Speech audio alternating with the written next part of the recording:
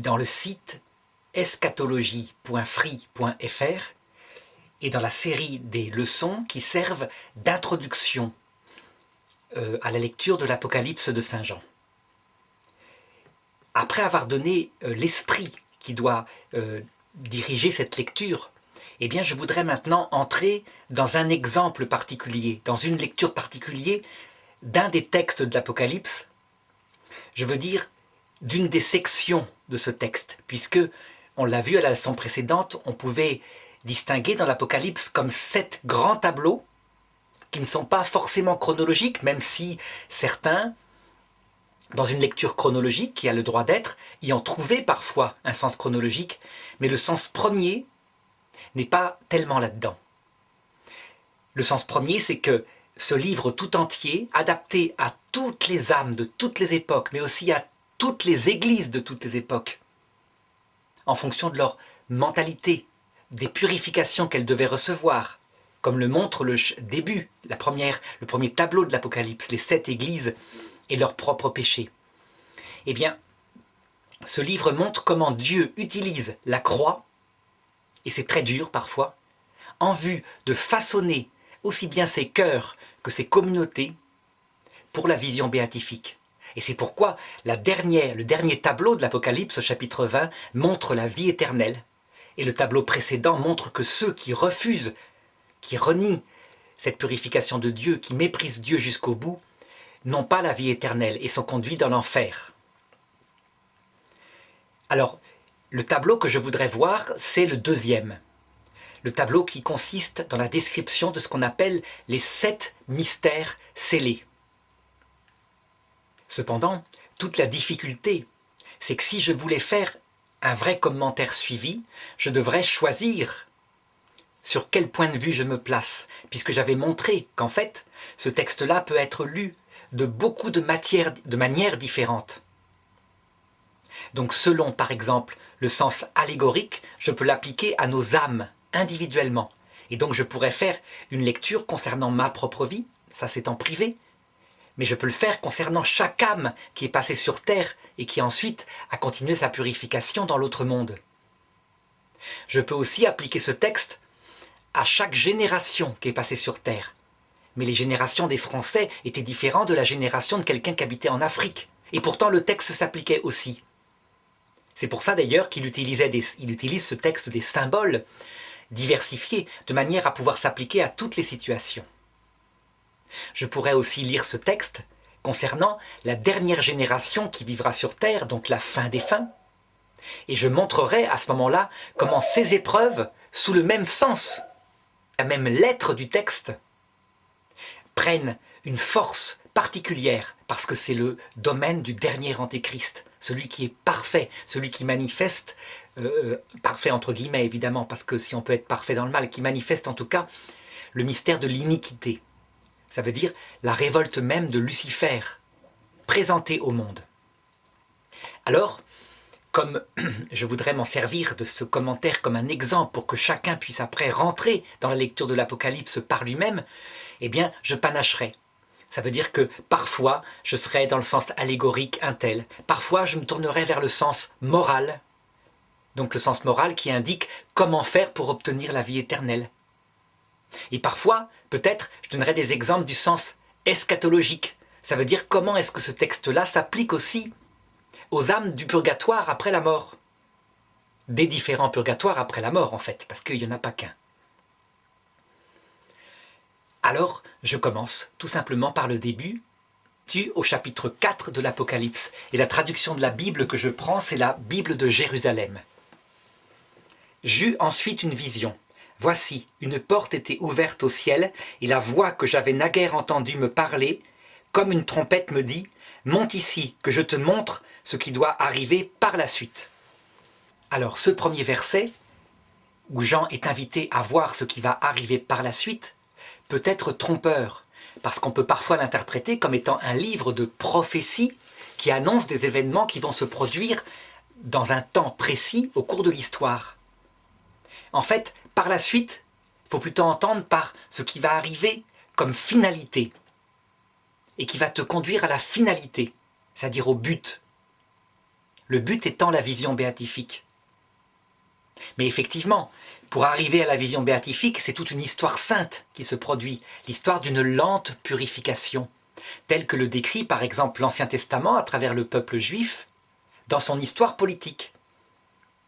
Sauf que là, le texte ne s'applique pas premièrement à l'histoire politique. C'est fini le temps des prophéties comme cela. Il s'applique maintenant directement à ce que ces prophéties signifiaient, c'est-à-dire la purification des cœurs, des communautés, des religions, de l'Église, etc., en vue de la finalité ultime qui se présentera à tous, tôt ou tard, à savoir l'Évangile, la présentation de la vie, la vision béatifique.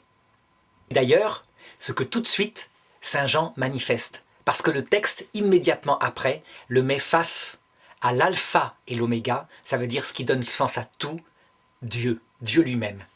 À l'instant, au verset 2 je dis, à l'instant je tombais en extase, et voici, un trône était dressé dans le ciel, et siégeant sur le trône, quelqu'un. Le trône, c'est le symbole de la puissance, de la toute-puissance. Le fait que sur ce trône, il y a quelqu'un dont il ne peut pas prononcer le nom, ça signifie d'abord que ce Dieu, qui est source de tout, est une personne. Il n'a pas dit quelque chose. C'est un Dieu personnel. Et d'autre part, qu'il est impossible de le connaître. Son essence échappe à toute connaissance, tant qu'on n'est pas dans la vision béatifique. Or Jean, là, il n'est pas dans la vision béatifique. Il voit les choses à travers des images symboliques. Et donc la seule façon de présenter ce mystère absolu, quand on dit mystère, ça ne veut pas dire quelque chose qu'on ne comprend pas. Ça veut dire quelque chose qui est tellement lumineux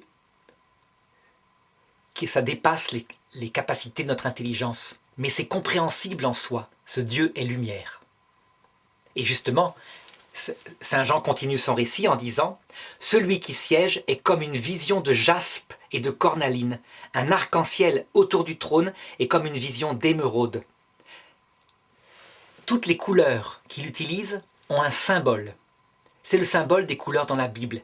Pour savoir exactement leur signification, il faut, dans une Bible numérique, chercher quand apparaît la cornaline, quand apparaît le jaspe, et on se forme une idée. Mais même sans faire cette étude-là, on comprend bien que sous ces symboles, il y a signifié des qualités intérieures qui rayonnent d'une lumière magnifique. L'arc-en-ciel, qui traditionnellement on lui attribue 7 couleurs, signifie la plénitude de l'Esprit de Dieu selon ces 7 manières de se révéler à nous. Ces 7 manières qui sont d'ailleurs présentées ailleurs dans la Bible sous forme de 7 candélabres. Je veux dire par là que Dieu, il est notre sagesse. C'est lui qui nous donne la science des mystères. C'est lui qui nous donne l'intelligence de ses intentions. C'est lui qui est notre conseil, ça veut dire qu'il nous dirige dans notre vie. C'est lui qui est force, qui nous encourage dans le combat. C'est lui qui est piété et douceur, ça veut dire qu'on l'aime tendrement et il nous aime tendrement. Et enfin, 7e qualité, 7e don du Saint-Esprit, c'est lui qui est crainte, non pas la peur, mais la crainte chaste. Chaste, c'est-à-dire la crainte comme une épouse qui ne veut pas blesser celui qu'elle aime. Et voilà comment cet arc-en-ciel qui est autour du trône, qui émane du trône, vient jusqu'à nous et vient transformer notre cœur par ces 7 qualités de la charité. 24 sièges entourent le trône, sur lequel sont assis 24 vieillards vêtus de blanc, avec des couronnes d'or sur leurs têtes. 24, c'est 2 fois 12. Ça fait référence aux 12 fils, de Jacob, les fils d'Israël, et aussi aux 12 apôtres de Jésus. Donc en fait, ça fait référence à l'humanité entière qui a pu être sauvée avant et pendant la révélation du Nouveau Testament. Avant, à travers justement le peuple juif symbolisé par les 12 vieillards, les 12 premiers vieillards. Quand on regarde la Bible hébraïque, on voit qu'elle est évolutive. Ça veut dire qu'elle contient en elle des phases où est passé le peuple hébreu et qui correspondent à toutes les sagesses qui peuvent exister sur terre. Ça va depuis Noé, par exemple, qui a un culte un peu animiste, avec l'arc-en-ciel, qui offre des sacrifices animaux au grand esprit de la nature. Donc ça ressemble tout à fait à la religion première des hommes, au temps du paléolithique, l'animisme. On passe par Moïse, qui a une religion très dure, une religion de la conquête qui s'impose. Moïse ne parle pas d'un paradis céleste. Pour lui, le paradis, c'est la conquête sur terre d'une terre.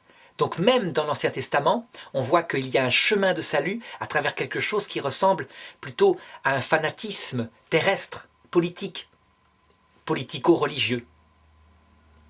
Alors ça ne veut pas dire que la loi de Moïse en elle-même sauve, mais ça veut dire qu'en fait, il y a là des vieillards, un d'entre eux, qui a pu passer pendant sa vie terrestre par cette loi de Moïse et qui a été quand même sauvé. Ça veut donc dire que les choses, comme dit Vatican II, ces religions qui ne sauvent pas, disposent au salut. Et c'est pour ça que Dieu les tolère. Parce qu'il sait en faire sortir à un moment donné, par les préparations qu'il y a mis, qu'il y a cachées. Il sait en faire sortir à un moment donné le salut. Non que ces religions sauvent en elles-mêmes, mais parce qu'elles préparent quelque chose dans le cœur de l'homme. La pire barbarie, comme par exemple justement certains aspects de la loi de Moïse. Alors pour s'en convaincre, il suffit de la lire. Il y a des appels au génocide. Il y a des lois tout à fait primitives, comme par exemple la loi de la lapidation des femmes adultères. Si une jeune fille mariée ou fiancée est enceinte par exemple, ou a été trouvée, comment dirais-je, on a pu prouver qu'elle n'était pas vierge, et qu'elle prétend avoir été violée dans une ville, alors on la lapidera. Parce que si elle a été violée dans une ville, elle aurait pu crier, et si elle n'a pas crié, c'est qu'elle était consentante. Mais si elle dit qu'elle a été violée dans la campagne, alors on ne la lapidera pas parce qu'elle a pu crier et personne ne l'a entendu. Donc quand on juge 2 minutes de cette loi-là, on voit bien qu'elle mettait les femmes dans une situation terrible. Parce qu'en fait, dans une ville, quand quelqu'un a un couteau sous la gorge, une fille, elle va peut-être pas crier. Elle est peut-être pas héroïque dans l'instant. Donc, cette loi, qui était une loi humaine, que Dieu a tout de même bénie, qui est sortie de Moïse, elle disposait au salut, et c'est pourquoi 12 des vieillards ont été conduits au salut à travers les différentes phases de cet Ancien Testament. Mais attention, l'Ancien Testament, il a évolué après. De Moïse, qui autorise la polygamie, on passe au dernier des apôtres qui s'appelle Malachie, et qui lui, non seulement interdit la polygamie, il y a une seule femme, c'est un acquis, mais qui dit, il y a une chose que je vous reproche, c'est la répudiation. Qu'as-tu fait de la femme de ta jeunesse? Ça veut donc dire que 300 ans avant Jésus-Christ, ça n'a plus rien à voir. Le peuple a été purifié. On est monogame, en très grande partie, et la répudiation est devenue un mal. On ne peut pas le faire. C'est contre la nature du mariage. Quel affinement! Les 12 autres vieillards symbolisent les 12 apôtres, et donc le Nouveau Testament. Et dans le Nouveau Testament, la diversité des manières d'être chrétien. Ça veut dire que il n'y a pas que les chrétiens catholiques. Il y a des chrétiens qui ont gardé certaines choses en moins, qui les ont évacuées parce qu'elles leur paraissaient gênantes. Par exemple, les orthodoxes n'ont plus l'instrument du magistère. Donc du coup, ils ont une difficulté pour définir ce qui est vrai et ce qui est faux, mais ils ont gardé absolument tout le reste. Du côté de la théologie, évidemment, peut-être que les catholiques ont la chance d'aller plus loin, parce que depuis 1000 ans qu'il y a eu la rupture, il y a eu de nouveaux repères qui servent énormément pour connaître ce qui se passe, par exemple, après la mort. Eh bien, l'orthodoxie, c'est un des vieillards. Le protestantisme, lui, il a rejeté non seulement le magistère, mais il a rejeté aussi la tradition des saints, pour n'avoir que l'écriture. Donc il se prive d'un instrument extraordinaire, l'Esprit Saint qui vient rappeler la vérité tout entière dans le cœur des saints. N'empêche que c'est un des vieillards, parce qu'il y a en lui tout de même l'Évangile. Et donc il fait partie du Nouveau Testament. Donc il y a une diversité. L'essentiel, c'est comme dit Jésus, au bout du compte, il n'y aura plus qu'un seul troupeau, un seul pasteur. J'ai encore d'autres brebis qui ne sont pas de cet enclos.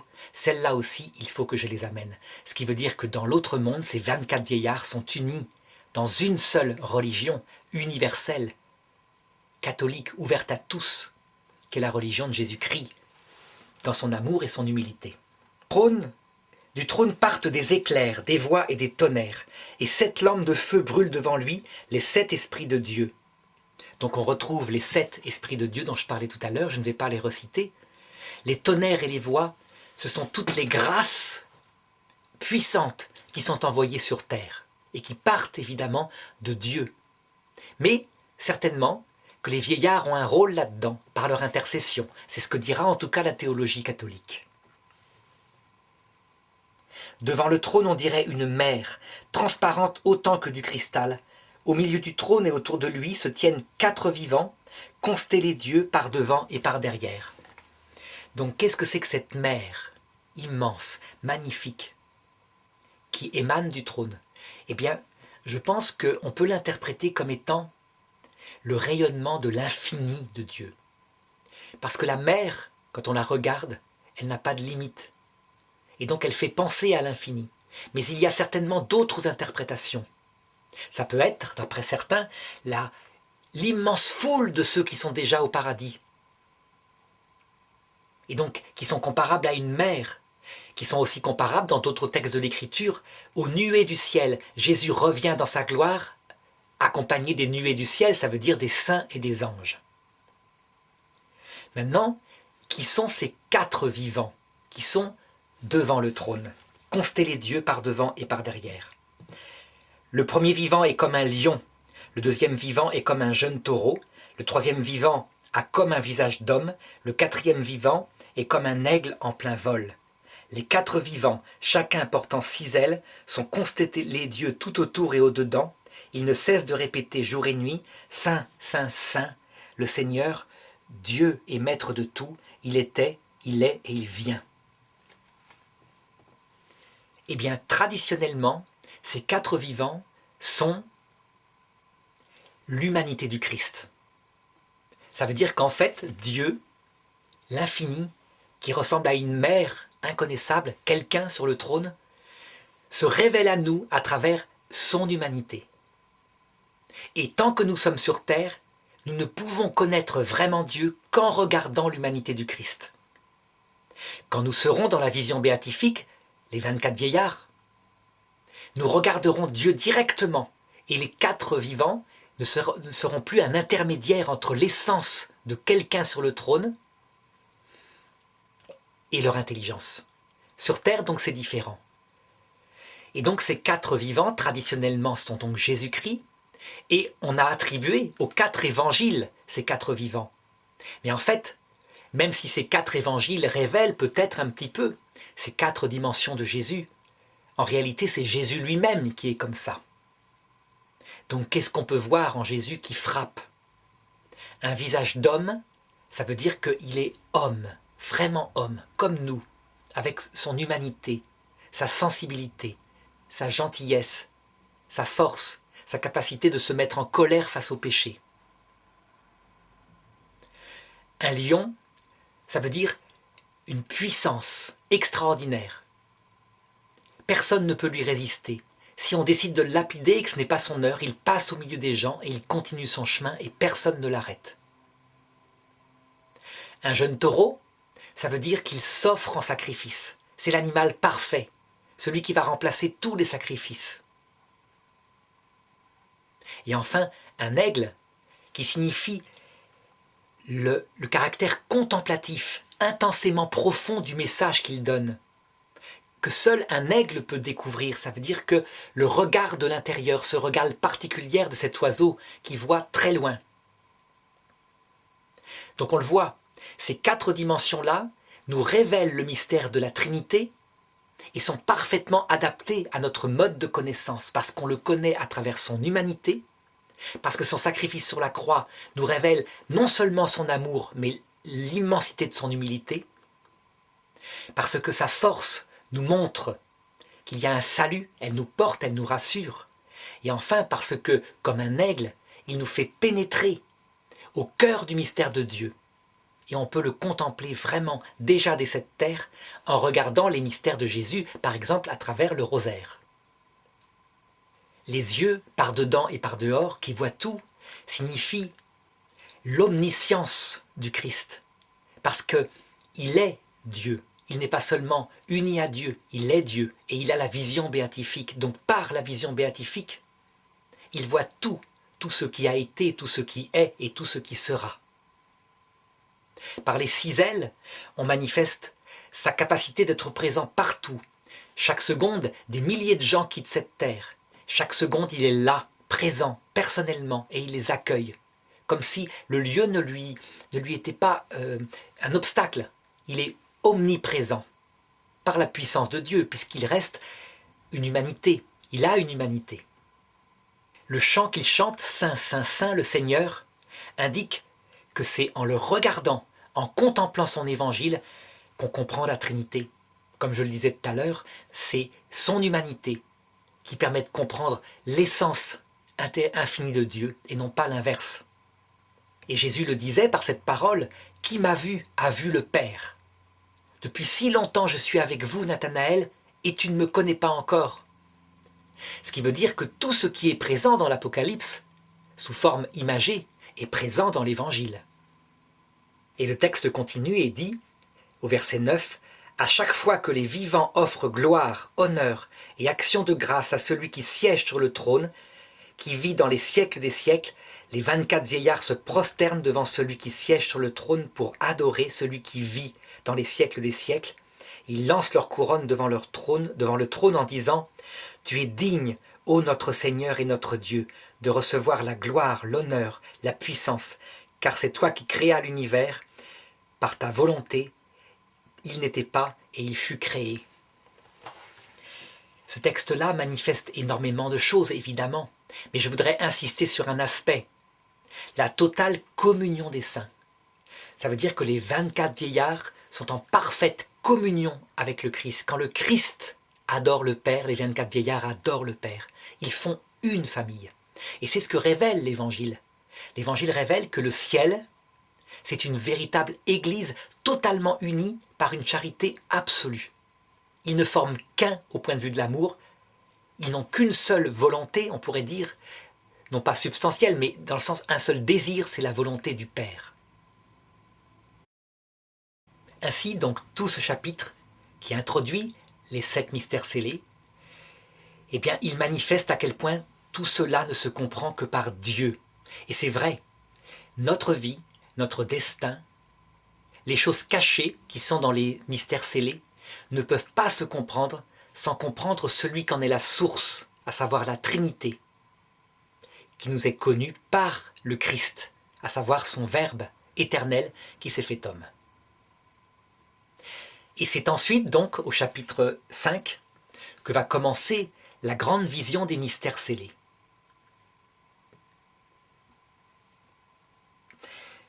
Et je vis dans la main droite de celui qui siège sur le trône un livre roulé, écrit au recto et au verso, et scellé de 7 sceaux. Et je vis un ange puissant proclamant à pleine voix, « Qui est digne d'ouvrir le livre et d'en briser les sceaux ?» 7, le chiffre 7 revient encore là. Le chiffre 7 a toujours dans l'écriture le même sens. Ce n'est pas le chiffre de Dieu. Le chiffre de Dieu, c'est plutôt 1, parce que Dieu est unique, et c'est aussi 3, parce qu'il est Trinité. 7, c'est le chiffre de Dieu en rapport avec nous, avec l'humanité qu'il a créée. C'est la perfection de la présence de Dieu sur terre. Et ça, c'est assez facile à comprendre par l'écriture. On voit par exemple très nettement que Moïse divise la semaine en 7 jours, 6 pour l'homme et le 7e pour Dieu. Et ainsi, quand l'homme célèbre le sabbat, il se marque du chiffre 7, le chiffre de l'homme qui est avec Dieu. Il a 6 jours pour lui et 1 jour pour Dieu, alors son humanité se développe, mais s'achève dans sa perfection, qui est le 7e jour et qui est Dieu. Au contraire, s'il ne célèbre plus le sabbat, il se marque du chiffre 6, qui signifie l'homme sans Dieu, l'homme qui vit sans Dieu, qui a son humanité complète avec ses dimensions, mais qui n'a pas Dieu, et donc qui s'ampute de quelque chose. Quand le chiffre 6 est répété 3 fois, ça signifie le mystère de la création sur terre d'une humanité parfaite, entre guillemets, la meilleure qu'on puisse imaginer, mais en se passant complètement de Dieu. Donc c'est un peu le projet humaniste, on pourrait dire. Dieu est mis à la porte et on crée le meilleur système avec des qualités réelles, de tolérance, d'écoute des autres, de justice, etc. Mais on se coupe de la dernière dimension. Au contraire, quand un monde s'unit à Dieu par toutes ses dimensions, alors il se marque du chiffre 777, 3 fois 7, qui est le chiffre impossible à atteindre sur Terre, de la présence au maximum qu'il puisse y avoir de Dieu sur Terre. L'Église a essayé de créer ce monde-là au Moyen-Âge. C'est impossible, ça ne dure pas. Parce que, tôt ou tard, ne serait-ce que par la magnificence d'une telle civilisation, eh bien, elle se corrompt parce que ses membres s'enorgueillissent. Et si quelqu'un se met un petit peu à dévier, on se met à le persécuter. C'est une conséquence de l'orgueil. Donc la violence arrive, etc., etc. Donc 777, c'est un chiffre réservé au ciel, à l'autre monde, au paradis éternel, alors que 666 sera créé sur terre à la fin du monde par le dernier antéchrist. Les antéchrists précédents, comme par exemple Adolf Hitler, créaient un monde marqué du 6. Un seul 6. Pourquoi? Parce que c'est le plus imparfait qu'on puisse voir. Certes, c'est un monde sans Dieu, mais barbare, inhumain, qui ne peut pas durer, qui n'a duré d'ailleurs que 10 ou 15 ans. Rien à voir avec le dernier antéchrist, qui aura appris par expérience tout cela. Au chiffre 7, il est scellé de 7 sceaux, ce livre-là, ce qui indique qu'il contient la plénitude des mystères qu'on ne comprend pas, mais qui ont un rapport avec Dieu, un rapport entre notre âme, son salut et Dieu. Et ce livre est scellé, ça veut dire que personne ne peut le lire, et d'ailleurs c'est ce que le texte va continuer à dire, au verset suivant. Et je vis un ange puissant proclamant à pleine voix, qui est digne d'ouvrir le livre et d'en briser les sceaux. Mais nul n'était capable, ni dans le ciel, ni sur la terre, ni sous la terre, d'ouvrir le livre et de le lire. Et je pleurais fort de ce que nul ne s'était trouvé digne d'ouvrir le livre et de le lire.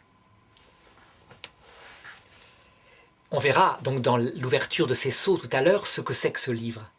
En tout cas, ce que ça indique, c'est que visiblement, il y a quelque chose qu'on a beau chercher à expliquer, on n'arrive pas à le comprendre. Ça veut dire que, quelle que soit notre méthode philosophique, la puissance de notre intelligence, il y a certaines choses sur Terre qu'on n'arrivera jamais à comprendre. Jamais. Sauf si, et c'est ce que va dire le verset suivant. L'un des vieillards me dit alors, ne pleure pas, voici, il a remporté la victoire, le lion de la tribu de Juda, le rejeton de David, il ouvrira donc le livre aux 7 sceaux. Alors je vis debout, entre le trône aux 4 vivants et les vieillards, un agneau, comme égorgé, portant 7 cornes et 7 yeux, qui sont les 7 esprits de Dieu en mission par toute la terre. Et voilà. Donc en fait, quelqu'un peut ouvrir le livre. Et ce quelqu'un, c'est le Christ, l'agneau. Mais on me dira, ça ne peut pas être le Christ, l'agneau, puisque j'ai dit tout à l'heure que les 4 vivants étaient le Christ. C'est ça qui est compliqué dans la lecture du livre de l'Apocalypse. C'est qu'il ne faut pas superposer les visions.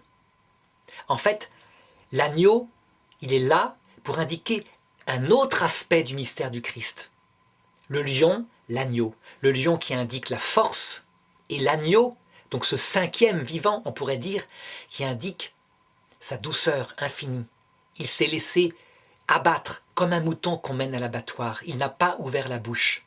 Et en le faisant, et par son enseignement aussi, quand il parlait aux foules, sans élever le ton, sans éteindre la flamme qui vacillait, il a répondu, il a révélé le contenu des 7 sceaux. Il en a donné la réponse. Les 7 cornes de cet agneau signifient sa capacité de puissance pour révéler l'évangile. Et ce que Jésus révèle en disant, donc voilà où se situe sa puissance, « Quand j'aurai été élevé de terre, j'attirerai tout à moi. » C'est une puissance d'attraction.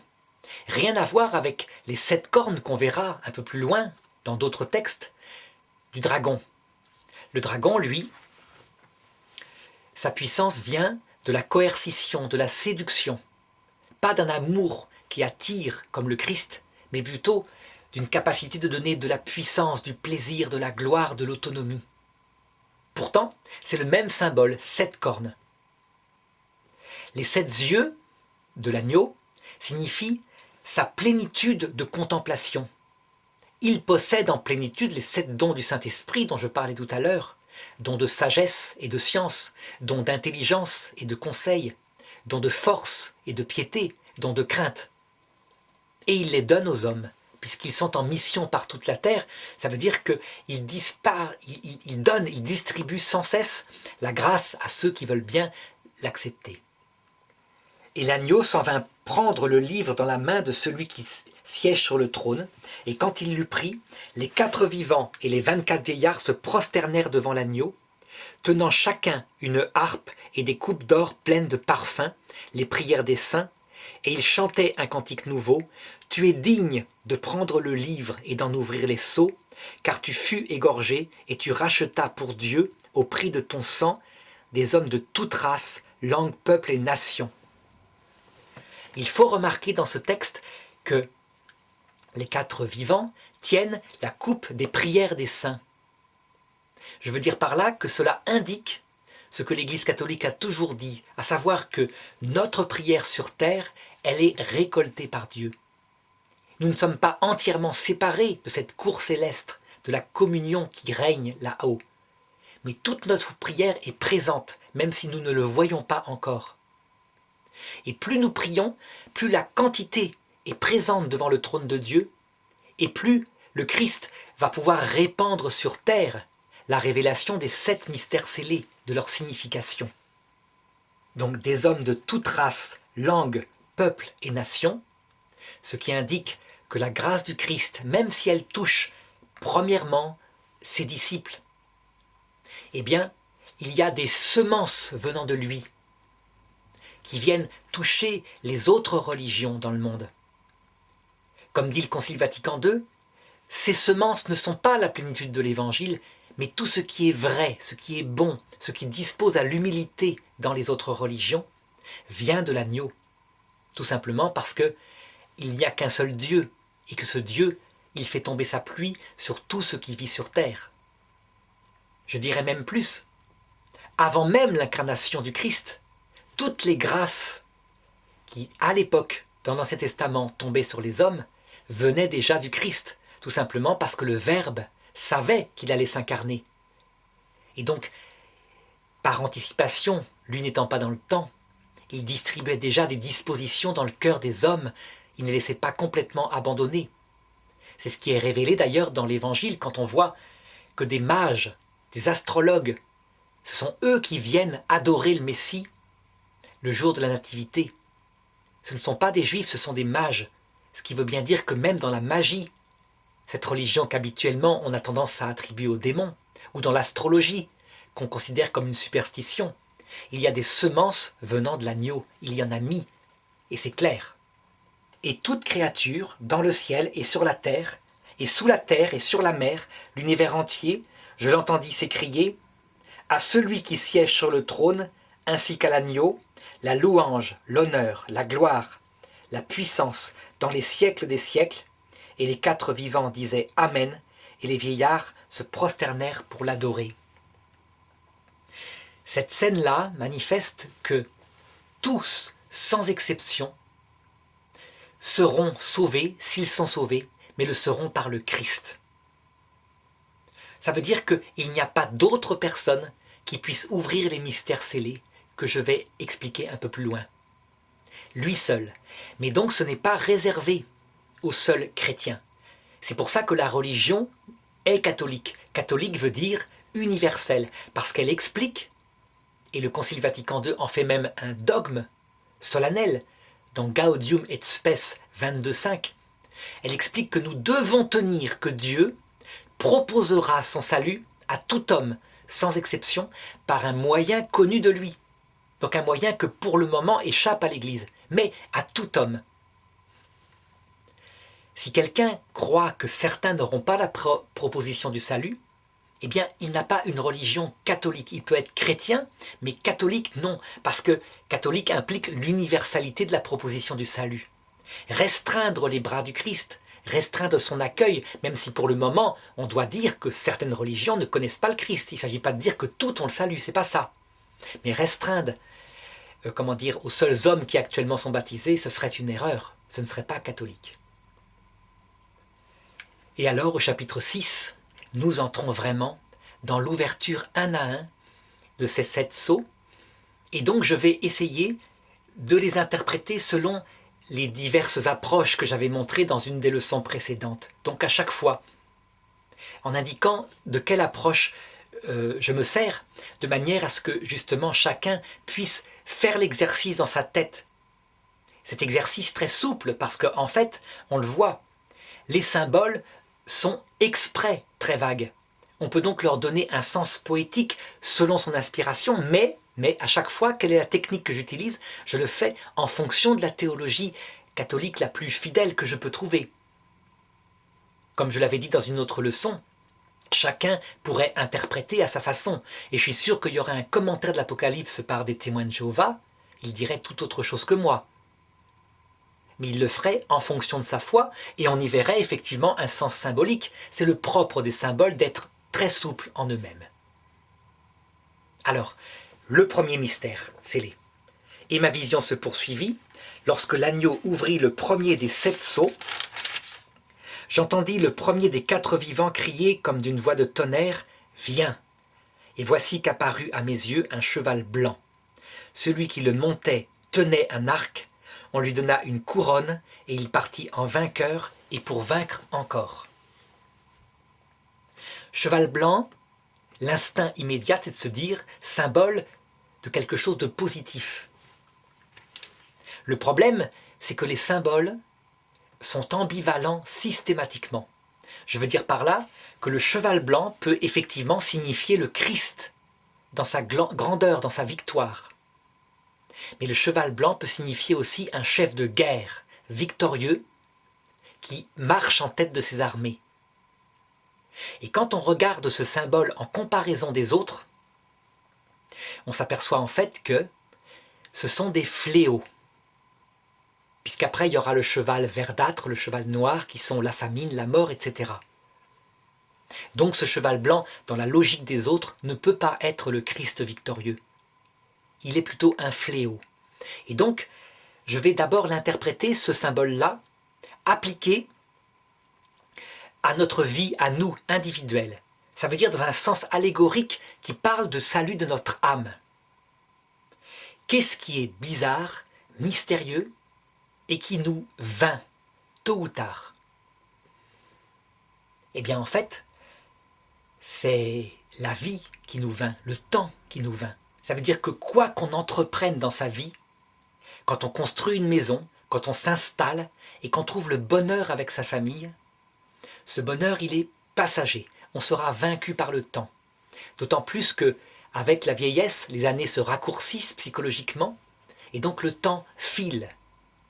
Et si on revient 50 ans plus tard, si on revenait 50 ans plus tard, et qu'on avait déménagé entre-temps, ou alors si on revient depuis l'autre monde, on s'apercevrait que la plupart du temps, le souvenir même de notre présence a disparu.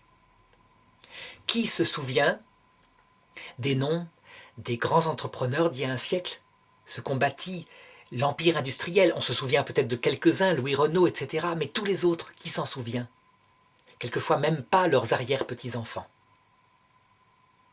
Donc ce premier cheval, ce premier mystère, appliqué à notre vie, indique une constatation absolument mystérieuse.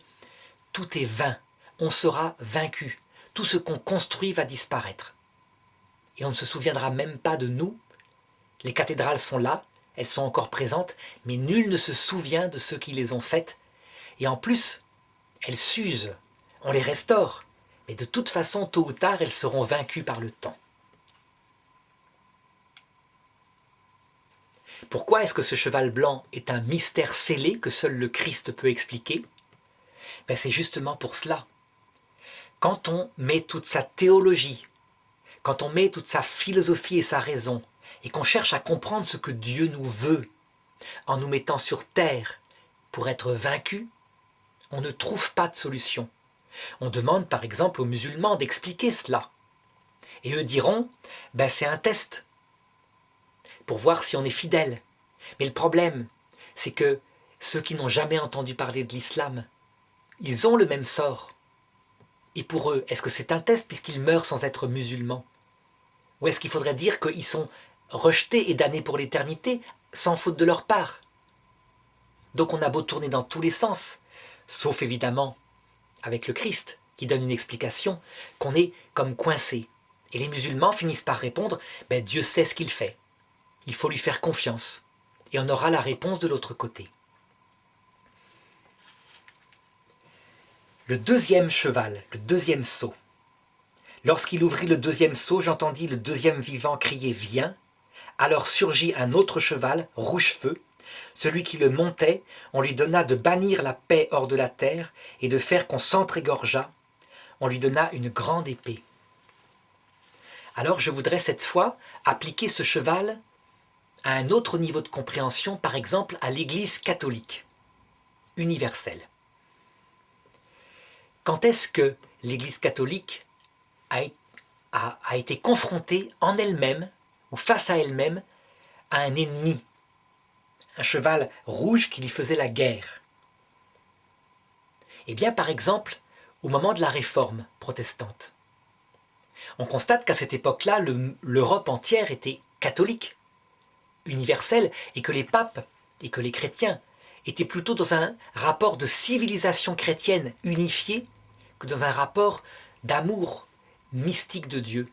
Il y avait certains saints, évidemment, et des gens, des âmes privilégiées, mais c'était toujours une minorité. Par contre, il y avait une grande civilisation, très fière d'elle-même, et au niveau des papes eux-mêmes, on les voyait construire des magnifiques églises au Vatican pour faire briller cette civilisation, et s'occuper pas beaucoup de l'Évangile.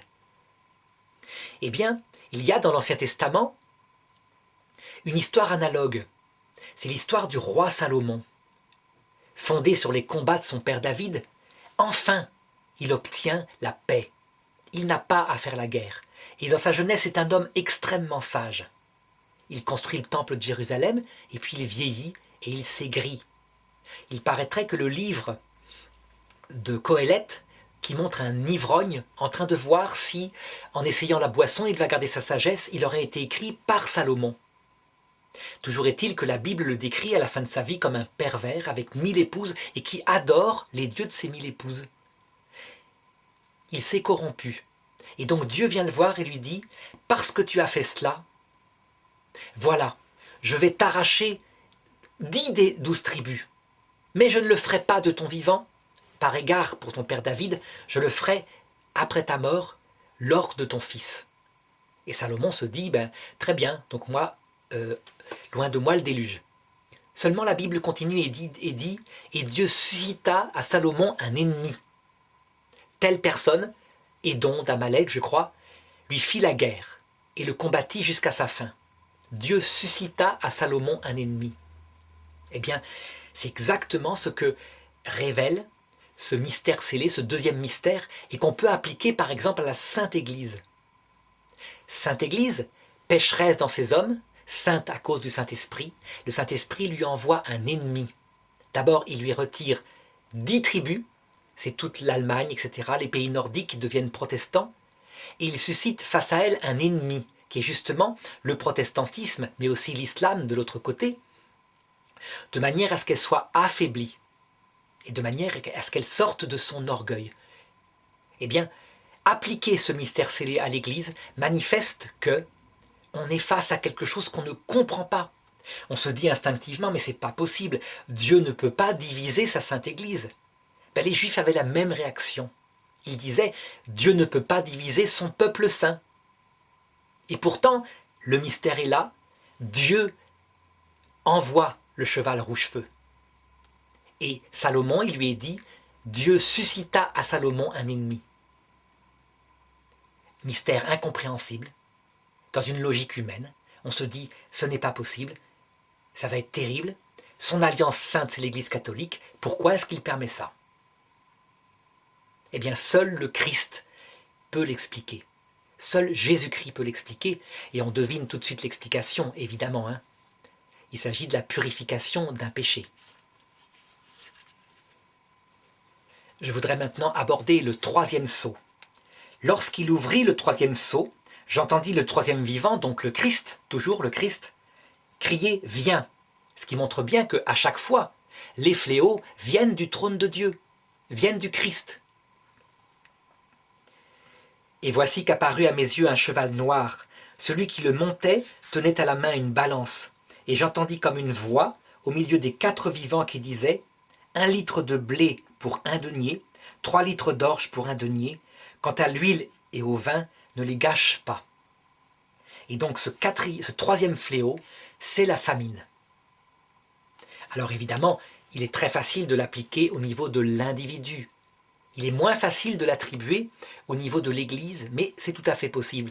Mais pour changer, je voudrais maintenant montrer comment on peut l'attribuer à l'humanité dans son ensemble. Donc c'est un autre sens allégorique. Ce fléau frappe l'humanité dans son ensemble. Mais ce fléau, j'aurais pu l'appliquer, comme je disais, à l'Église aussi, par des famines spirituelles que, par exemple, en Europe, on est en train de connaître. Famine spirituelle, parce qu'on a certainement abusé, il y a 50 ans, de tous les trésors de l'Église, alors c'est comme si l'Esprit Saint se retirait. Il ne donne plus de réponse et du coup l'angoisse monte. Mais regardons plutôt le sens appliqué à l'humanité. Au cours de son histoire, l'humanité, elle a connu sans cesse des famines terribles. Partout. Les famines seraient plutôt en diminution, puisqu'on aurait actuellement simplement 1 milliard de personnes qui mangent difficilement à leur faim, et que quand j'étais jeune, dans les années 70, on avait aussi 1 milliard de personnes qui ne mangeaient pas à leur faim ou qui mouraient de faim, mais pour moitié moins de population sur Terre. Dans les pays pauvres, la famine est matérielle. Et les gens meurent réellement de faim, surtout quand il y a la guerre qui empêche les aliments de passer ou qui ravage les champs. Et donc, on est pris de pitié devant ces corps squelettiques. Mais souvent, quand on va dans les pays, quand on ne tombe pas évidemment dans une famine absolument mortelle, mais dans la vraie pauvreté, on constate que les gens chantent. Ils ont une foi absolue en Dieu, ils connaissent la famine matérielle, mais ils ne connaissent pas la famine spirituelle. Leur âme se réfugie dans l'espérance. C'est ce qui fait dire d'ailleurs à un certain Karl Marx que la religion est l'opium du peuple. Par contre, quand on va dans les pays riches, et particulièrement en Europe, on constate qu'on crève parfois de trop manger. On a tellement de diversité et c'est fantastique. C'est un véritable bonheur matériel. Mais les gens se jettent sous les trains alors que tout va bien.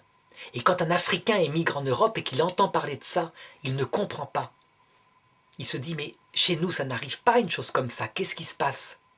En fait, il y a une famine beaucoup plus terrible.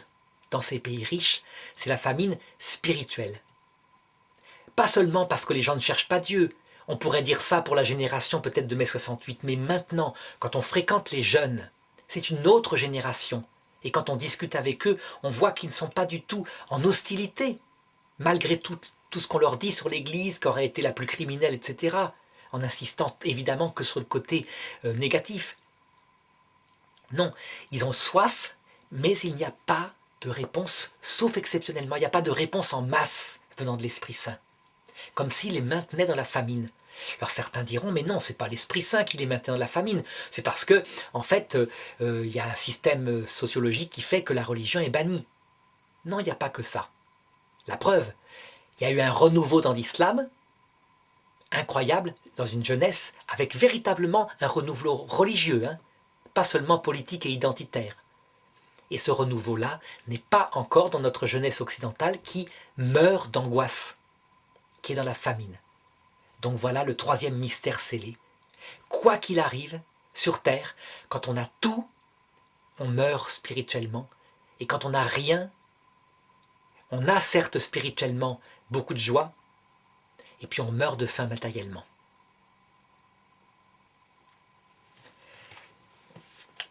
Je voudrais traiter maintenant du 4e sceau. Lorsqu'il ouvrit le 4e sceau, j'entendis le cri du 4e vivant qui disait « Viens !» Et voici qu'apparut à mes yeux un cheval verdâtre. Celui qui le montait, on le nomme la mort, l'Hadès le suivait. Alors on leur donna pouvoir sur le quart de la terre pour exterminer par l'épée, par la faim, par la peste, par les fauves de la terre. Donc ce 4e sceau, c'est la mort. Donc il est aisé à chacun de l'appliquer dans les 3 exemples que j'ai pris. Donc par exemple, à notre individu, nous serons contraints de mourir. À l'Église, qui connaîtra à un moment donné le même chemin que le Christ, nous dit notre foi. Je peux l'attribuer à l'humanité entière, où tout meurt, les générations entières passent. Mais là, je voudrais montrer, toujours à titre d'exercice, un 4e sens. Dans un sens allégorique, ce mystère-là parle aussi du Christ. Le Christ est passé par la mort. La grande différence, c'est que lui, il est venu du ciel pour la vivre. La Vierge Marie est passée par la mort spirituelle. Elle a été tuée dans son cœur de mère à la croix. Un glaive de douleur l'a transpercée. Elle, qui n'avait jamais péché, on se dit, en réfléchissant à ces mystères scellés, mais ça n'a pas de sens. Pourquoi le Christ et Marie, les 2 seuls qui n'auraient jamais dû connaître ça, étant immaculés? Eh bien, l'Épître aux Hébreux dit même, lui, tout fils qu'il était. Et je dis que si ce texte-là de l'Épître aux Hébreux n'avait pas été écrit, personne n'oserait dire ça. Lui, tout fils qu'il était, a pris de ce qu'il souffrit l'obéissance. Alors tout de suite, des théologiens disent, mais non, il ne peut pas avoir appris l'obéissance puisqu'il est obéissant au Père dès le départ. Donc ça ne colle pas. Alors il cherche une interprétation en disant, oui, il a voulu montrer l'obéissance, c'est ça que ça veut dire. Non, le texte est clair, il a pris de ce qu'il souffrit l'obéissance, et le texte va plus loin, il dit, et ayant été rendu parfait, alors il est devenu, pour nous tous, le prêtre selon l'ordre de Melchisédek. Et le texte qui disait juste avant, par un grand cri, par une grande clameur, il a supplié le Père qui pouvait le délivrer de la mort. Et le Père ne l'a pas délivré de la mort. Et on le voit à la croix quand il dit « Mon Dieu, pourquoi m'as-tu abandonné ?» En réalité, le Christ a voulu vivre tout ce que nous vivons, toute la totalité des souffrances. Mais c'est un véritable mystère parce que quand on réfléchit à la logique des choses, on se dit « C'est nous qui avons péché et c'est lui qui paye pour nous. C'est nous qui l'avons offensé, lui qui est Dieu. Et c'est lui qui fait comme si il devait être condamné pour ces offenses que nous avons faites. » Donc ça révèle non seulement un mystère d'amour, mais ça révèle aussi que lui, Jésus, a appris quelque chose par sa croix. Quelque chose que nous apprendrons aussi, et qui est peut-être ce qu'il révèle justement. Donc je reprends le texte très simplement. Il a appris de ce qu'il souffrit l'obéissance et il a été rendu parfait. En fait, ce que révèle le Christ seul, à travers ces mystères scellés, c'est que personne ne peut acquérir un cœur obéissant comme il le faut, un cœur tout humble, un cœur brisé, un esprit humilié, s'il ne passe à un moment donné ou à un autre de sa vie par la croix. C'est valable aussi pour l'humanité du Christ. Donc certes, le Christ et Marie, dès leur conception, sont très humbles, immensément humbles, mais humbles en fonction de ce qui est possible de l'être. Il y a un degré d'humilité, un degré qui ne peut pas être atteint par la simple sagesse intérieure, par la simple réflexion, par la simple méditation. Il y a un degré d'humilité qui ne peut être atteinte que si on est mort. Comme dit Jésus, si le grain de blé tombé en terre ne meurt pas, il reste seul. Et pour le comprendre, c'est très simple. Voilà une anecdote qui le raconte. Il y avait un prêtre jésuite que je connaissais qui me racontait qu'il avait dans ses dirigés une femme célibataire d'à peu près 55 ans et qui était extrêmement pratiquante, très mystique, qui passait son temps à l'église et dans des œuvres et qui était extrêmement dure. Ça veut dire que quand il la voyait tout le temps, elle lui parlait de ces jeunes qui se comportaient mal, elle n'était que paroles de dureté, de condamnation et que ragots. Et lui, il s'efforçait d'essayer de la libérer de ça, mais il n'y arrivait pas.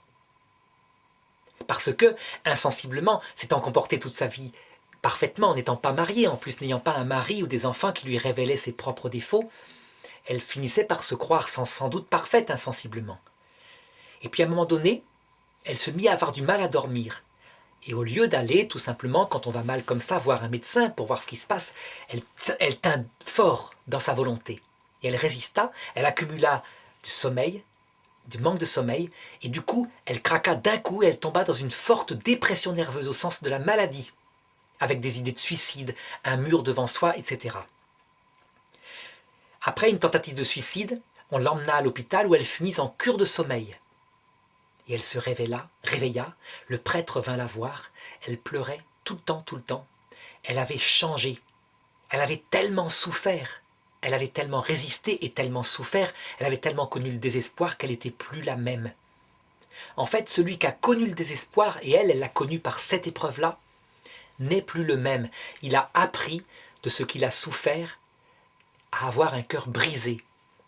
Eh bien, c'est pareil pour le Christ.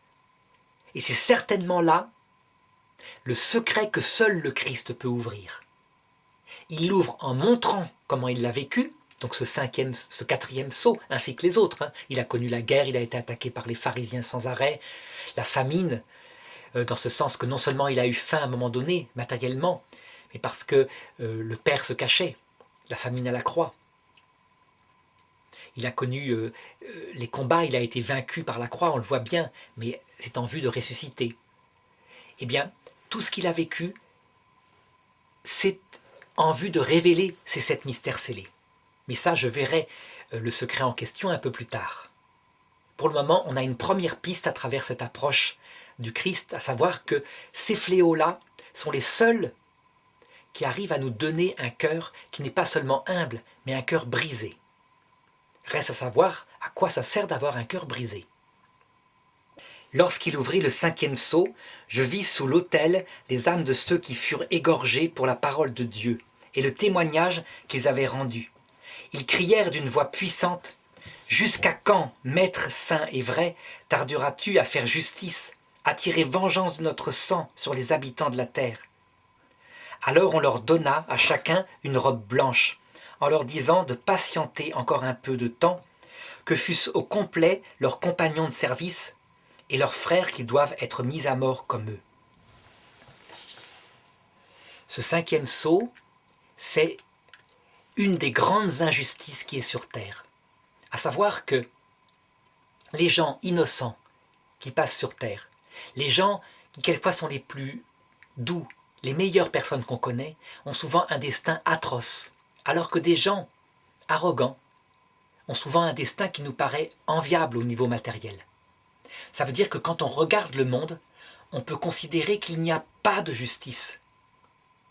Le malheur frappe tout le monde indifféremment, le bon comme le méchant.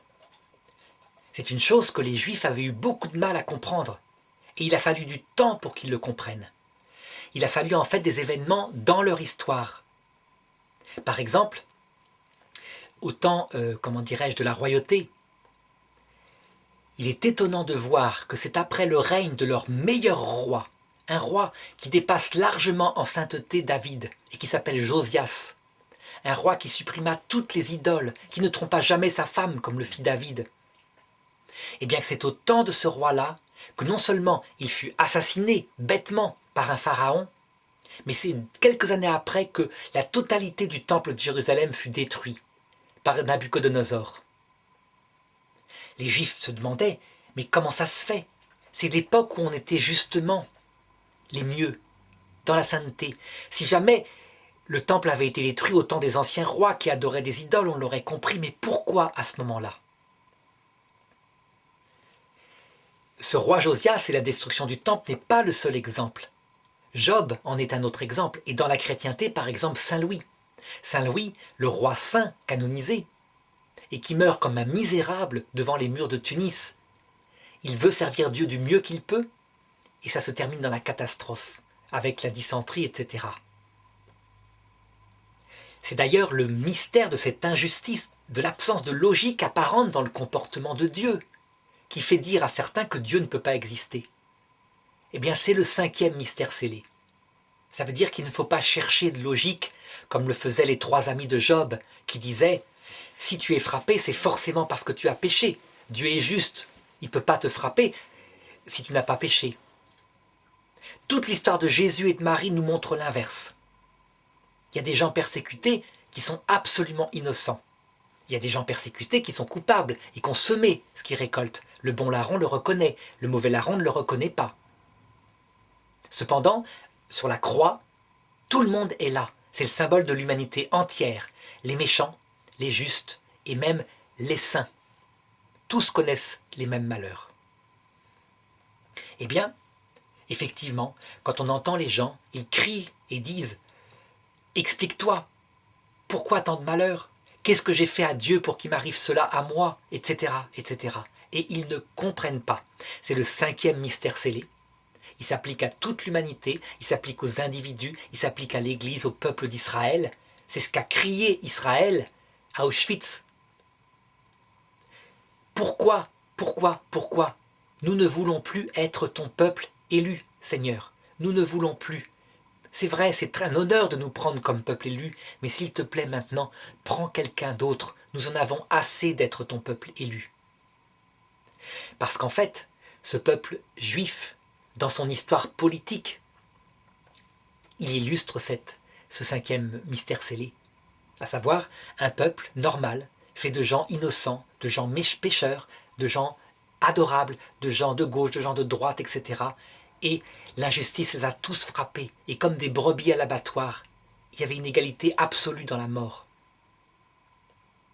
Et je voudrais aborder maintenant le 6e sceau. Et ma vision se poursuivit.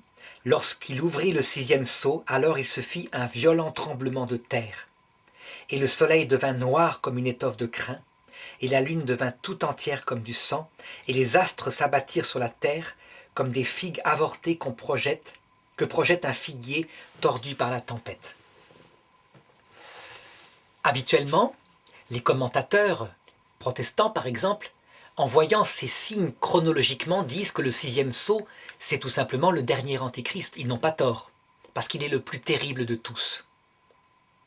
Cependant, même si je veux bien commenter ce signe-là à travers le mystère de la dernière génération, donc en le prenant dans le sens cette fois de la fin des fins, effectivement, ce sens que j'essaye de fuir au maximum tellement il est séduisant, je voudrais d'abord montrer à quel point il concerne aussi notre personne individuelle, par exemple.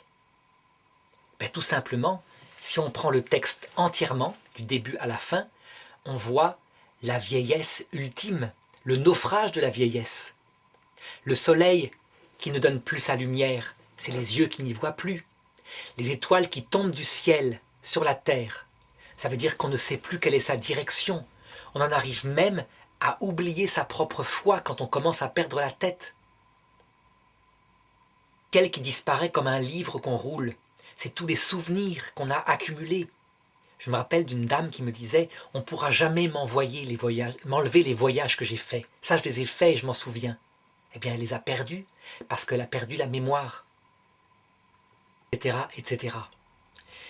Et maintenant, donc je vais prendre l'exemple du sens allégorique concernant la dernière génération qui passera sur Terre, pour montrer que effectivement ce texte aussi décrit cette dernière génération. Alors, ce qui caractérise la dernière génération, c'est qu'elle vit exactement les mêmes épreuves que toutes les générations qui sont passées sur Terre, mais avec une qualité différente. Ça veut dire que plus l'humanité arrivera vers sa fin, et plus ce sera génial au point de vue matériel, on dira paix et sécurité, la science progressera, les guerres disparaîtront, les bombes atomiques seront interdites. Ce sera un monde qui matériellement sera extraordinaire. Mais plus spirituellement, ces textes-là prendront leur sens de manière catastrophique. Ça veut dire que la dernière des dernières générations, sans doute après un temps d'athéisme, c'est donc pas pour maintenant, maintenant nous sommes plutôt dans un temps où se répand l'athéisme sur Terre, l'humanisme athée. Donc sans doute après un temps, où plusieurs générations vivraient dans l'athéisme, il leur sera proposé, cette fois par le dernier antéchrist, un homme d'une extrême sagesse, ayant retenu toutes les leçons de l'histoire,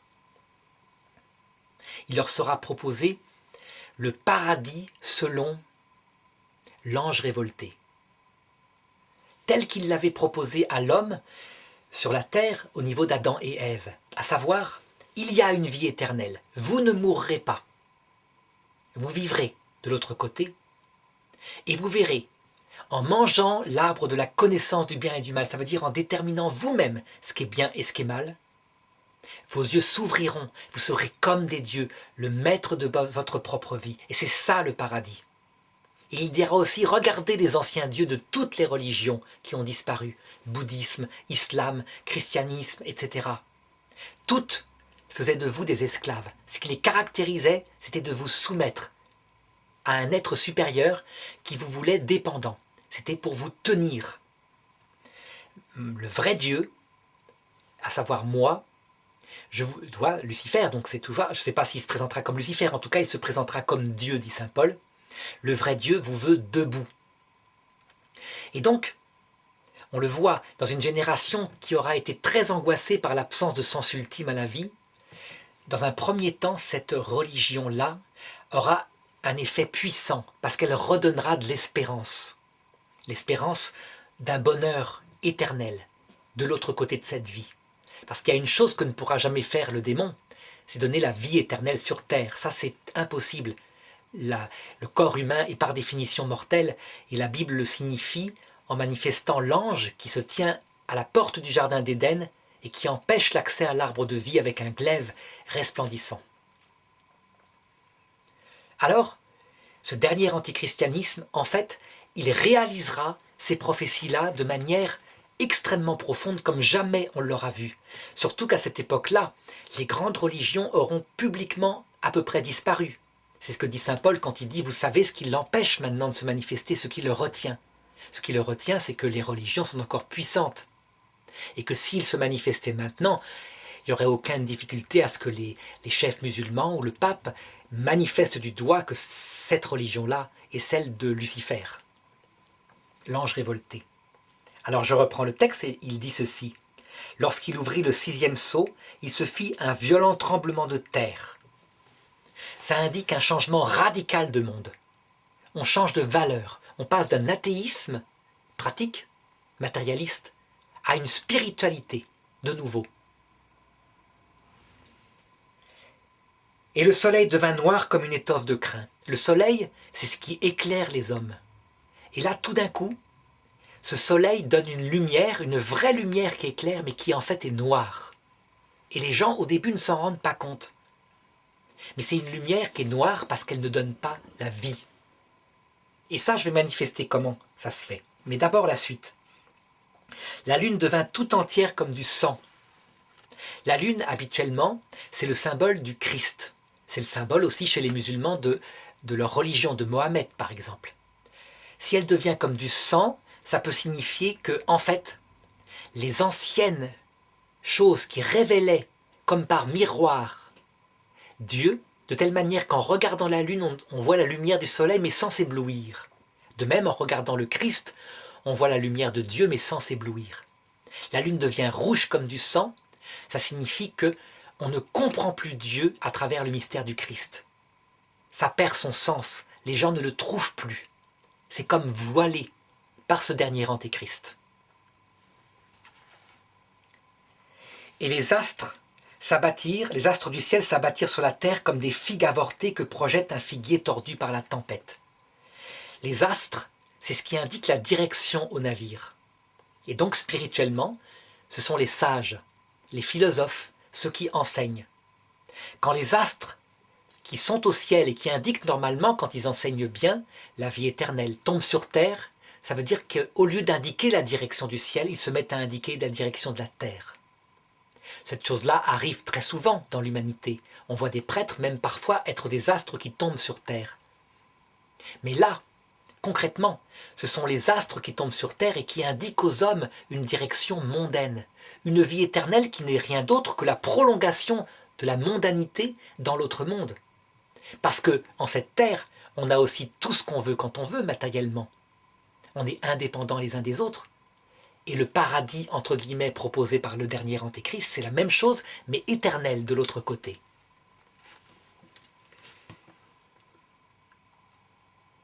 Et le ciel disparut comme un livre qu'on roule. À cette époque-là, il n'y aura plus qu'un tout petit reste de croyants, au point que Jésus pose la question, est-ce qu'il y aura encore la foi sur terre quand le Fils de l'homme reviendra?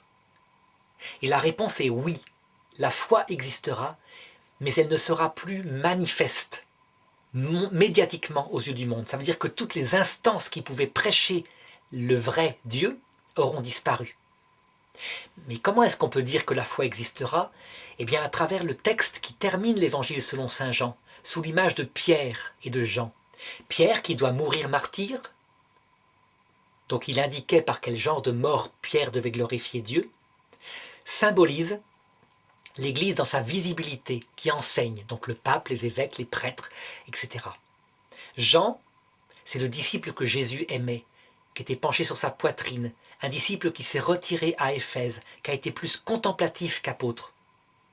Eh bien, Jean, qui symbolise l'Église de Marie, subsistera toujours. Ça veut dire qu'il y aura toujours des petites personnes cachées qui garderont le trésor de la foi dans leur cœur, et ça ne se saura pas, mais ils la garderont. En tout cas, pour la majorité des gens, le ciel disparaît comme un livre qu'on roule. Ça veut dire qu'il n'y a plus possibilité de trouver la parole de Dieu. Et même si on trouve un bouquin, l'Évangile par exemple, le sens est comme interdit d'accès par l'idéologie de l'Antéchrist, parce qu'il est toujours manifesté comme un esclavage, comme quelque chose qui humilie l'homme. Évidemment, l'Antéchrist n'a pas de pouvoir sur la grâce, et donc Dieu peut très bien, par sa grâce, et à travers la lecture de ses livres, se révéler intimement, alors qu'il n'y a plus d'église, plus d'Eucharistie, plus de pape.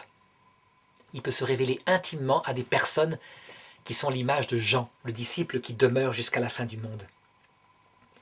Et les rois de la terre, et les hauts personnages, et les grands capitaines, et les gens enrichis, et les gens influents, et tous enfin, esclaves ou libres, ils allèrent se terrer dans les cavernes parmi les rochers des montagnes.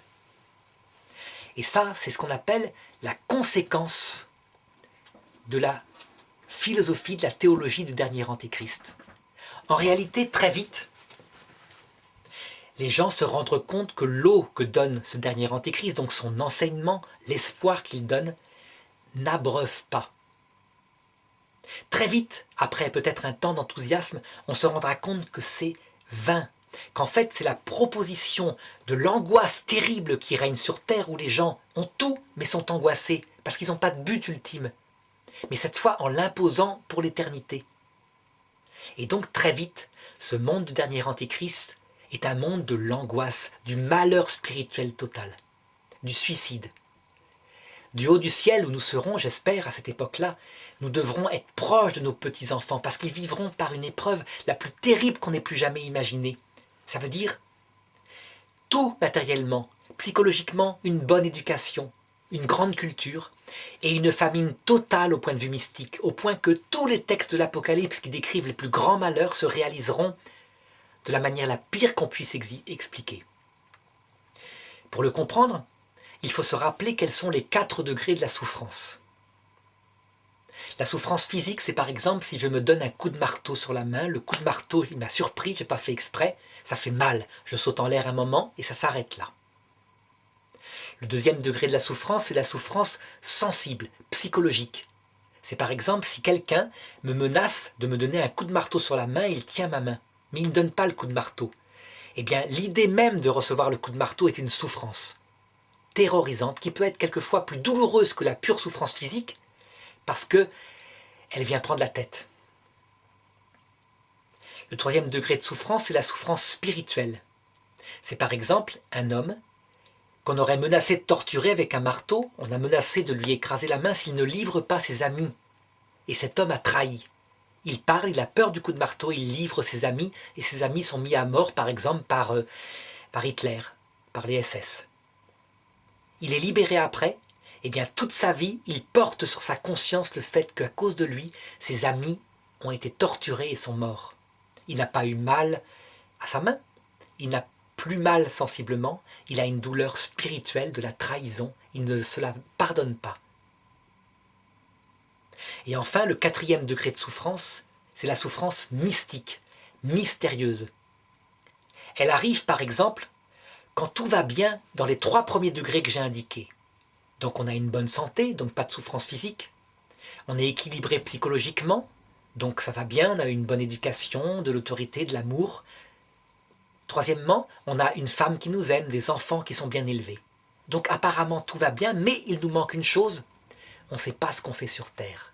La maison est construite, on a 40 ans, On n'a plus rien à attendre si ce n'est le temps qui passe et la mort.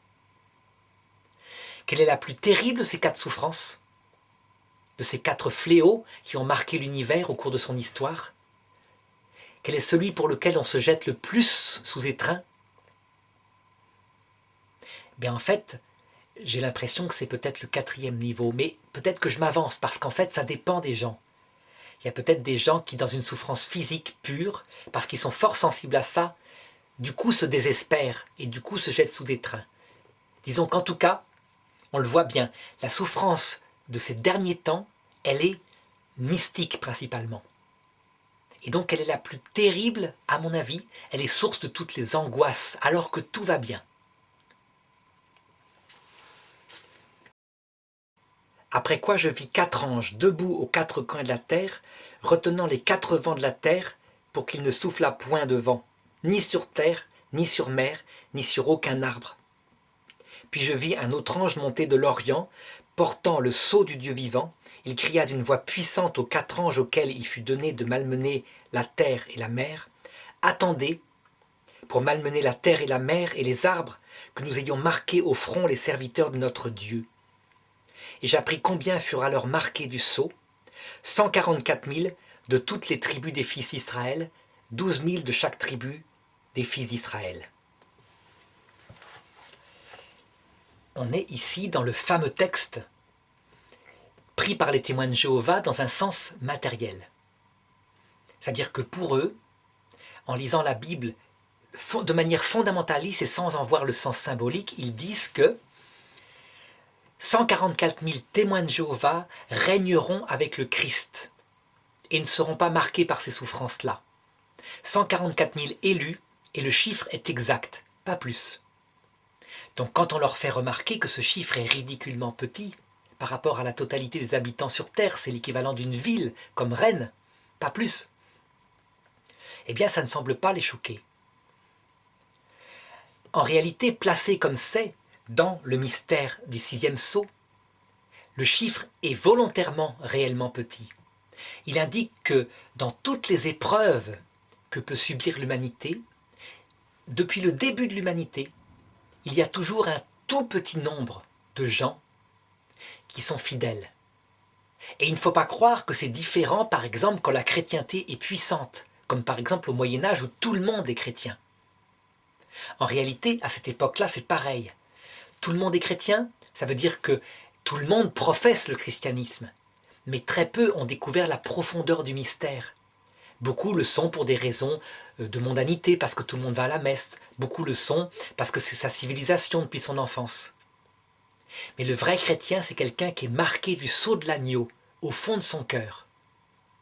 Et donc qui a une vie, une relation intime, d'amour, d'amitié et de compréhension de Dieu.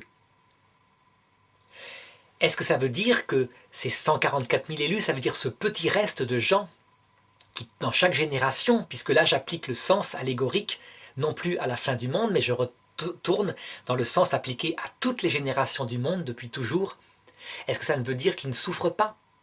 Non, ils subissent exactement les mêmes souffrances que les autres. Ils peuvent perdre un enfant, ils connaissent la vieillesse, ils peuvent perdre la tête, etc. Mais avec une différence. C'est qu'ils gardent au fond du cœur systématiquement que tout cela a un but. Parfois, ils ne connaissent pas la nature de ce but. C'est le cas des musulmans qui disent « Dieu sait ce qu'il fait ». Pourquoi il nous frappe? Épreuve, test. Mais il sait ce qu'il fait. Ils ont la foi, ils se prosternent par terre, mais ils sont marqués par Dieu en ce sens que, dans les plus grandes douleurs, ils gardent l'espérance. Même chose pour les chrétiens. Mais les chrétiens qui vont jusqu'au bout de leur foi, eux, ne sont pas simplement comme les musulmans des serviteurs de Dieu qui ne connaissent pas ses projets. Ils sont des amis qui ont reçu la révélation de ce que Dieu veut faire. Comme Dieu disait à Abraham, avant de détruire Sodome et Gomorrhe, « Vais-je cacher à mon ami ce que je vais faire ?» Ça veut dire que les chrétiens sont la religion qui a reçu la révélation de l'explication de la souffrance. Et même si beaucoup de prêtres disent que non, on ne sait pas. En réalité, on sait, mais c'est le mystère ultime, et un mystère qui n'est pas amusant à raconter. Comme disait saint Paul, c'est un scandale, le scandale de la croix. Lorsqu'on applique ce texte à Jésus crucifié, on peut dire que lui, il est ces 144 000 élus.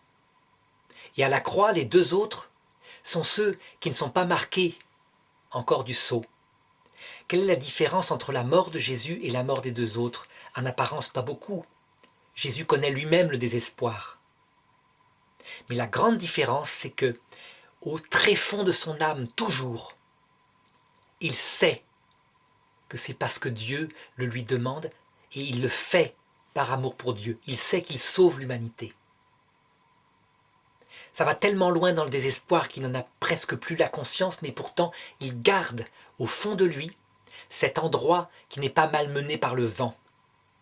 À la différence que le bon larron, lui, eh bien heureusement, par cette parole de Jésus qui lui a promis le paradis ce soir même, sans savoir pourquoi il passe par là.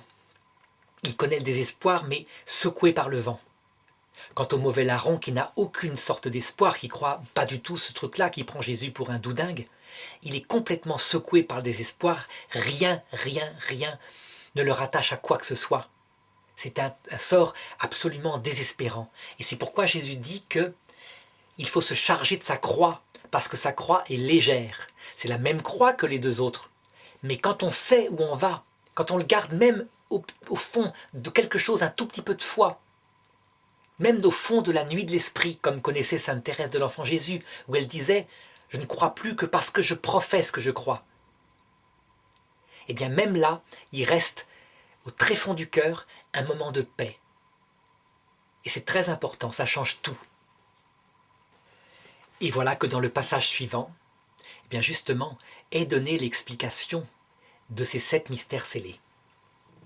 Après quoi, voici qu'apparut à mes yeux une foule immense que nul ne pouvait démontrer, de toute nation, race, peuple et langue, debout devant le trône et devant l'agneau, vêtus de robes blanches, de palmes à la main, et qui criaient d'une voix puissante « Le salut à notre Dieu !» Il s'agit de la foule de ceux qui sont sauvés, de ceux qui ont atteint la vie éternelle et qui sont passés par ces 7 mystères scellés. Et d'ailleurs, c'est ce que le vieillard dit. L'un des vieillards prit alors la parole et me dit « Ces gens vêtus de robes blanches, qui sont-ils et d'où viennent-ils » Et moi de répondre « Mon Seigneur, c'est toi qui le sais. » Et il reprit « Ce sont ceux qui viennent de la grande épreuve, donc de la vie terrestre, et du purgatoire qui la suit, de l'épreuve qui purifie. Ils ont lavé leurs robes et les ont blanchies dans le sang de l'agneau. C'est pourquoi ils sont devant le trône de Dieu, le servant jour et nuit dans son temple, et celui qui siège sur le trône étendra sur eux sa tente. Ce qui veut dire qu'il en fera leur épouse, il leur donnera la vision béatifique. Ils seront un avec lui, une seule chair, comme le signifie symboliquement le couple qui lui le réalise dans sa chair. En fait, on a donc l'explication dans ce tableau qui est complet, qui se tient en lui-même, des 7 mystères scellés, le 7e arrivant juste après, je le commenterai à la fin. C'est la vie éternelle. Ça veut dire qu'en fait, apparemment, on ne peut pas entrer dans la vie éternelle sans être passé par ces mystères scellés. Pour comprendre maintenant la raison de cela, pourquoi est-ce qu'il faut avoir le cœur brisé, avoir connu un tel désespoir, une telle souffrance, pour entrer dans la vie éternelle? Eh bien, il faut se rappeler que la Trinité ne se voit pas face à face sans avoir un cœur infiniment humble. C'est toujours la même chose. Dans toutes les vidéos, j'y reviens tout le temps parce que c'est la clé qui donne l'explication à tout. Je veux dire par là que si Dieu n'était qu'amour et lumière, on pourrait le voir face à face en l'aimant et en l'épousant. Mais c'est parce qu'en Dieu, il y a autre chose, un autre mystère révélé par le Christ, outre l'amour et la lumière, qu'on ne peut pas le voir sans avoir un cœur brisé, un esprit humilié. Et c'est impossible autrement. Ce mystère en question est révélé par le Christ au cœur de la croix, quand saint Jean dit « Un soldat perça son côté, et j'ai vu de mes yeux, et il insiste pour bien montrer, attention, c'est le cœur du mystère, regardez. Il est sorti du sang et de l'eau. Et il dit « J'étais là, je l'ai vu ». Le sang, c'est l'amour, on le comprend. L'eau, c'est l'humilité, mais le terme humilité est très petit. On dirait plutôt la kénose, ça veut dire l'abaissement que le Christ a au-dessous de lui-même. Lui qui est le maître et seigneur, il se fait esclave, il se fait plus petit que nous. Évidemment, ce qu'il vit, le Christ, révèle le Père, et donc signifie quelque chose dans la Trinité, quelque chose que saint Thomas ne voulait pas voir, saint Thomas d'Aquin. Mais quelque chose que des grands théologiens modernes mettent de plus en plus en valeur en montrant que ce n'est pas contradictoire avec la perfection de la Trinité. À savoir que, dans les relations trinitaires, qui sont jaillissements éternels, infinis de lumière et d'amour, chaque personne dit à l'autre « tu es plus grand que moi ». Alors que ce n'est pas vrai, chaque personne est exactement identique à l'autre, puisque le Fils n'est rien d'autre que la contemplation que le Père a de lui-même, contemplation parfaite, donc exactement semblable à lui-même. Cependant, un Père, comme c'est une relation pure par rapport à un Fils, ça n'existe pas. Pour être Père, il faut un Fils. Si on applique ce que je dis là, et qui est conceptuel, à la Trinité, ça veut dire que le Père, ce qui fait son être, c'est de dire au Fils « je n'existe que par toi ». Et le Fils, son être même, c'est de dire au Père « je n'existe que par toi ». Et le Saint-Esprit, même chose. Ce qui veut dire que dans la Trinité, il y a abaissement de personnes absolument semblables au-dessous d'elles-mêmes, l'une devant l'autre. Et ce n'est pas normal. C'est pourquoi s'abaisser au-dessous de soi-même, on trouve un terme théologique pour l'expliquer qui s'appelle kénose. Parce qu'on ne trouve pas ça sur Terre, c'est donc un terme grec. En fait, on le trouve sur Terre. Si les théologiens du début de l'Église avaient réfléchi, ils l'auraient vu sur Terre. Il y a quelques personnes qui le vivent, c'est les mamans avec leurs bébés. Elles se font plus petites que leurs bébés. C'est instinctif et c'est sans doute ce qui explique qu'elles sont si proches de l'Évangile et que l'Église est plus remplie de femmes que d'hommes. En fait, pour comprendre tous ces mystères scellés qui se frappent tous les hommes, les croyants comme les non-croyants, les chrétiens comme les païens, puisque tous les hommes sont appelés à ce même salut, il faut prendre cette analogie suivante. Voir Dieu face à face, comme le font toute cette foule immense, ça ressemble à un mariage. Mais il faut l'imaginer comme un mariage spécial. Imaginons que on tombe amoureux, que je tombe amoureux d'une jeune fille, magnifique, extrêmement belle, mais extrêmement riche aussi, extrêmement attirante, mais que j'ai une sorte de malédiction qui frappe mon âme, à savoir que je vois sans arrêt son âme, ses pensées. Donc si elle était comme moi, avec des défauts, des retours sur elle-même, etc., je finirais par la prendre avec miséricorde en se disant on est pareil, elle a des pensées, elle pense que je suis un peu riche, donc l'argent, elle va pouvoir aussi s'en servir, elle est attirée par le plaisir pour elle-même, etc. Je suis pareil, et donc pas de problème, on pourrait l'épouser. Mais si jamais il s'avère que cette jeune fille est totalement immaculée, c'est-à-dire qu'elle ne pense jamais à elle, elle n'aime sincèrement que moi, quitte à s'oublier complètement.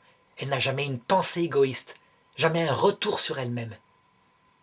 Mais c'est à l'infini cela, incroyablement. Ça n'existe pas.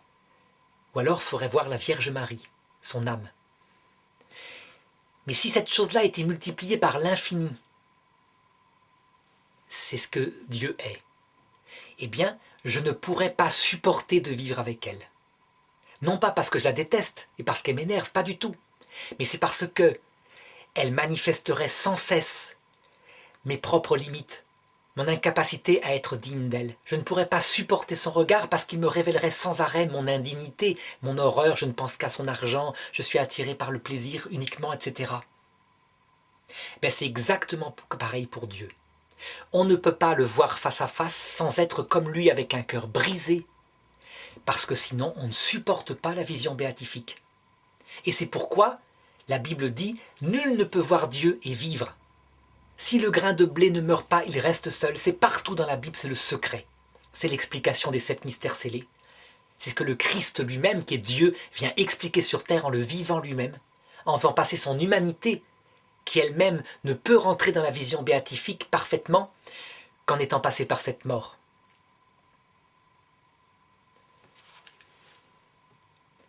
On le voit, cette explication, elle est absolument cohérente. Seulement, elle n'est donnée qu'à la foi. Et quand on y réfléchit plus loin, on s'aperçoit que véritablement le livre scellé, quand on l'avale, là je viens de le donner à être avalé, il est amer dans le ventre, parce que dès qu'on y réfléchit aux conséquences, on pense à quoi? On pense aux enfants brûlés vifs à Auschwitz par les gardiens SS parce qu'ils n'avaient plus assez de gaz. On pense à Julie et Mélissa, les petites filles de 10 ans, violées par Marc Dutroux, qui étaient vivantes. Les parents étaient allés prier à l'église pour obtenir un signe de Dieu, et rien, le silence, et elles sont mortes de faim, parce qu'elles ont été abandonnées dans la cache où elles étaient. On pense à toutes les injustices, on repense aux 7 mystères scellés, dont le 7e n'est pas encore traité. Et on se dit, mais c'est un scandale. Et puis surtout, on est frappé de l'inutilité de 2 genres de souffrance. La souffrance des animaux, ça sert à rien, et la souffrance des petits bébés, ça leur sert à rien. Effectivement, le Christ explique toute la souffrance, sauf celle des animaux et des petits bébés, à moins que on puisse l'attribuer au fait que par ces souffrances-là, les adultes sont purifiés eux-mêmes, et on saisit à quel point c'est atroce. Eh bien Dieu, s'il pouvait nous retirer ces souffrances-là, il le ferait. Et le Christ révèle que ce n'est pas pour nous écraser, mais c'est parce qu'il ne peut pas faire autrement, mais que ça va être court. C'est le temps de la purification, en cette vie et dans l'autre monde. Et que de l'autre côté, là où on sera avec la foule immense, on ne se souviendra plus de ces souffrances-là, et on sera plein de joie en disant à Dieu, tu as bien fait, tu nous as éduqués, on résistait parce qu'on voulait le bonheur immédiat, mais qu'est-ce que c'est rien cette souffrance provisoire par rapport à l'éternité de gloire, de joie que tu nous réserves de l'autre côté. Évidemment, le démon vient aussitôt et dit, mais c'est complètement aberrant, c'est pas possible, c'est pour vous écraser. C'est pour vous enlever votre liberté. Vous serez comme des dieux, choisissez vous-même le bien et le mal, rejetez cette religion bizarre, mystique là, qui n'a aucun sens. Et le démon, Lucifer, a une réelle logique. Comme dit saint Paul, le mystère de la croix, il est scandale. Ce n'est pas une religion qui devait réussir le christianisme. Cependant, elle attire tous les cœurs parce que si elle pouvait être vraie, elle est cohérente, elle correspond à nos désirs profonds, à savoir un Dieu infiniment humble et amour, qui veut nous épouser, mais qui ne peut pas le faire, sans nous façonner un cœur, comme je l'ai dit. Et je voudrais enfin, pour conclure cette leçon, rappeler le 7e sceau, qui est le sceau le plus terrible. Et lorsque l'agneau ouvrit le 7e sceau, il se fit un silence dans le ciel, environ une demi-heure. Ce 7e sceau, c'est le silence de Dieu. À savoir que le pape qui parle, les prêtres qui parlent, ils font comme ils peuvent, mais leur parole est humaine.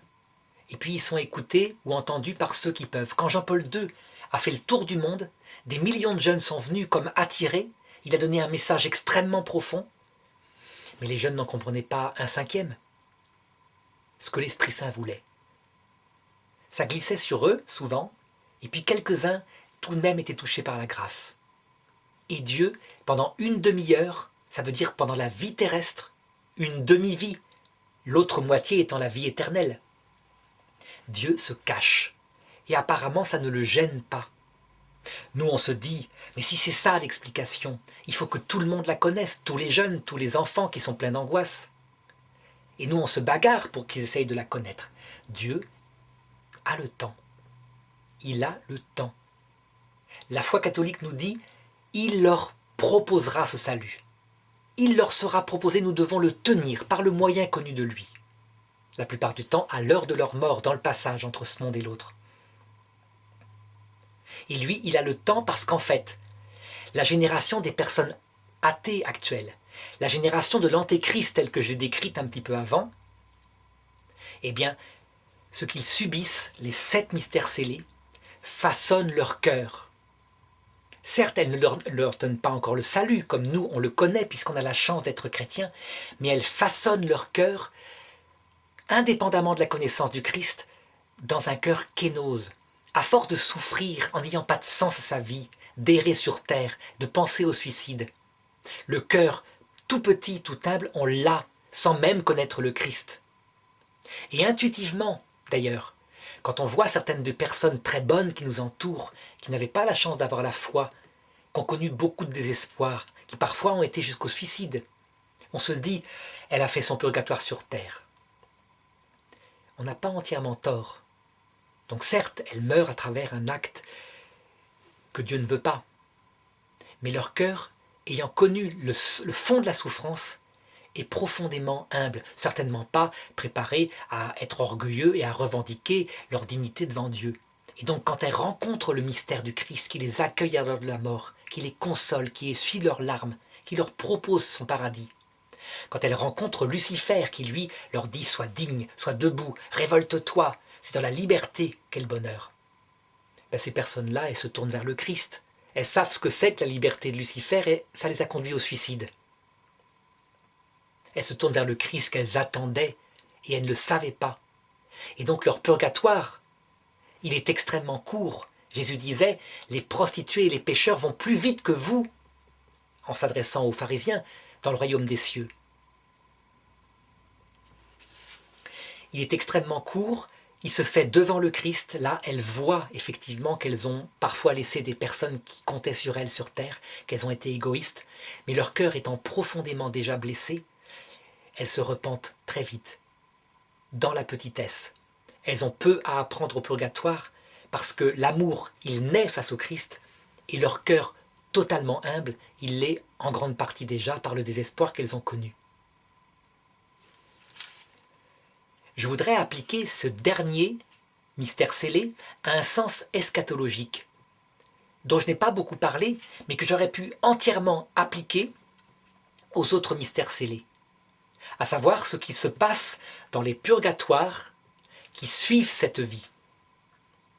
Eh bien, ce mystère du silence de Dieu est la clé principale pour comprendre tous les purgatoires. Donc je rappelle que la terre est un premier purgatoire et qu'effectivement, la technique que Dieu utilise consiste à se cacher. Mais il parle à travers des prophètes qui ne sont pas évidents à comprendre. Le deuxième purgatoire, c'est le passage à l'heure de la mort, qu'on appelle aussi l'Hadès, qui normalement doit durer peu de temps, quelques minutes, et puis on rencontre le Christ dans sa gloire qui vient prêcher l'Évangile. Cependant, pour certaines personnes qui ne sont pas prêtes, par exemple qui sont mortes brutalement, qui restent accrochées à la terre, qui ne veulent pas aller de l'autre côté, eh bien Dieu accepte de se cacher pour un temps et elle reste dans le séjour du Shéol, entre ce monde et l'autre, donc dans le séjour de la mort, dans le passage de la mort. Shéol veut dire mort en hébreu. Et là, Dieu se cache. Elles ne savent même pas que si Dieu existe, elles constatent qu'elles vivent, qu'elles sont vivantes et elles errent. Elles tournent en rond comme des âmes en peine. Ça dure longtemps, personne au bout d'un certain temps ne pense plus à elles. Et comme elles ne sont pas faites pour cela, elles sont comme le peuple hébreu au désert, elles y meurent. Elles y meurent, ce qui veut dire, elles y meurent spirituellement. Elles y connaissent le désespoir et la solitude.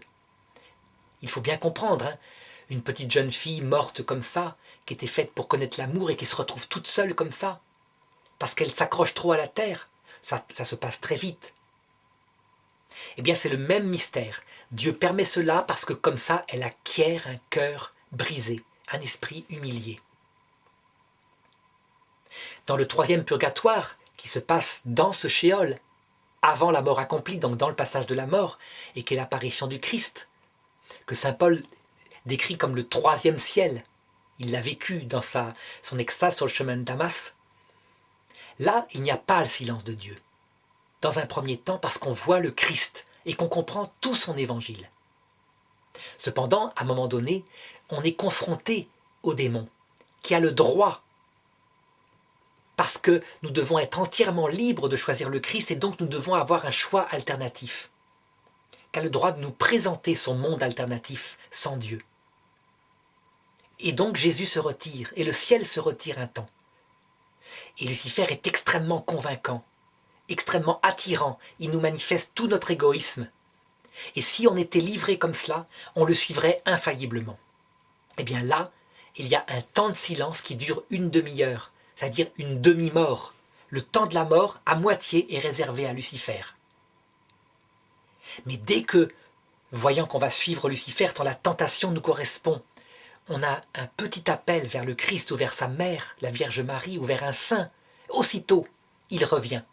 Et là, on fait son choix en toute liberté. Et si notre âme est de bonne volonté, on le choisit lui, et le démon est roulé comme un livre. Il s'en va, il disparaît. Mais cette épreuve est terrible. Alors arrive le jugement dernier. Et donc, l'âme qu'a choisi le Christ reçoit la promesse qu'elle ira au paradis, qu'elle aura la vision béatifique. Cependant, certaines âmes ne sont pas totalement humbles. Et donc, en voyant le Christ, elles sont comme en décalage, elles ne supportent pas de se voir elles-mêmes.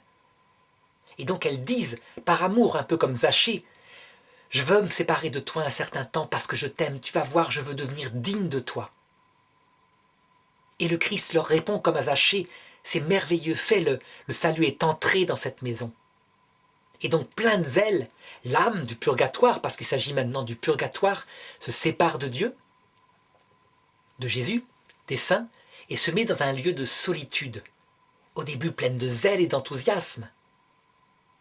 Mais elle est en silence. Dieu se cache vraiment. Elle est comme abandonnée. Et la technique du ciel consiste à ne plus se montrer. Sauf par moments, la Vierge Marie vient quelquefois visiter ce purgatoire parce qu'il y a de la miséricorde. Très vite, la personne aspirant à revoir le Christ et le ciel, dans ce monde où elle est, séparée de tout cela, se désespère. Et son cœur se brise, elle n'arrive à rien, elle n'arrive pas à être digne. C'est aussi l'application de ce 7e mystère scellé, le silence. Mais c'est aussi l'application des autres mystères scellés, les étoiles qui tombent sur la terre, le soleil qui devient noir parce que la personne, elle n'a plus aucune présence de Dieu. La grâce a comme disparu. C'est aussi le mystère du cheval rouge, à savoir la guerre en soi, la famine, parce qu'on a soif de Dieu. On le voit bien dans le récit du riche et de Lazare. Le riche veut tremper un petit peu son doigt dans l'eau pour que sa langue desséchée ait un peu d'eau. C'est la famine d'eau, de l'eau de la grâce. Donc tous les mystères scellés peuvent s'appliquer à ces purgatoires mystiques, sans exception, et trouvent leur même explication, toujours pareille, par l'agneau. Tel qu'il l'a expliqué à la croix, nous devons passer par là en vue d'obtenir la vision béatifique. Alors voilà, j'ai essayé de donner vraiment le maximum de tout ce que je pouvais par rapport à ce texte. Je n'ai pas traité d'un sens particulier, j'ai oublié de le faire, c'est le sens moral. Ça veut dire que tous ces passages-là signifient aussi de quelle manière notre cœur doit se comporter pour obtenir la vie éternelle. Donc peu importe, l'essentiel c'est qu'avec cet exemple-là, je pense qu'en l'appliquant aux autres textes, on peut sans problème lire l'Apocalypse maintenant, en se référant aussi au plan que j'ai donné à la leçon précédente, et en faisant soi-même un plan. Mais je dirais qu'il faut lire l'Apocalypse de manière ultime. Il est meilleur d'abord de se former en théologie catholique. Par exemple, en écoutant la série de vidéos eschatologie.free.fr, pourquoi pas, qui sont une manière de décrire la Trinité jusqu'à la vie éternelle, l'alpha et l'oméga. Une fois qu'on s'est formé en clair à la théologie, on peut aborder ces symboles obscurs. Et là, tout naturellement, en se familiarisant avec les symboles bibliques, on trouve leur sens. Ils parlent de nos vies. Donc éventuellement, si par hasard quelqu'un est intéressé par le commentaire d'autres passages de l'Apocalypse, peut-être que je pourrais le faire au fur et à mesure. Mais j'avoue que maintenant, je n'ai pas envie de le faire pour tous les textes, parce que ce serait peut-être restreindre ces textes d'une richesse immense à un sens particulier que moi j'ai compris, et qui a un tout petit sens. Et comme je l'ai dit, il y en a bien d'autres.